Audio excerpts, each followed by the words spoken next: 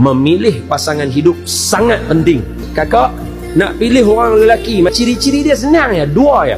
Siapa yang mai kat kamu itu diredai agamanya dan akhlak dia, maka kahwin dengan dia. Dua ni sebab apa? Sebab rupa paras orang lelaki jangan risau. Dia menikah dengan orang yang betul, dia jadi elok. Tuan-tuan bukan kenal saya masa saya The Don. Tuan-tuan kenal saya masa saya Ustaz Don, nikah dah. Orang lelaki jangan takut. Kita menikah dengan orang betul, dia akan perelok kita.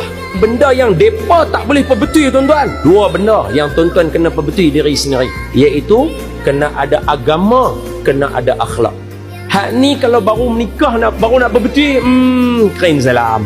Susah. Bukan tak boleh, susah. Poin dia, saya nak sikit je. Apa dia? Orang lelaki, orang perempuan kalau nak sebelum nak menikah, make sure dua ni betul dulu.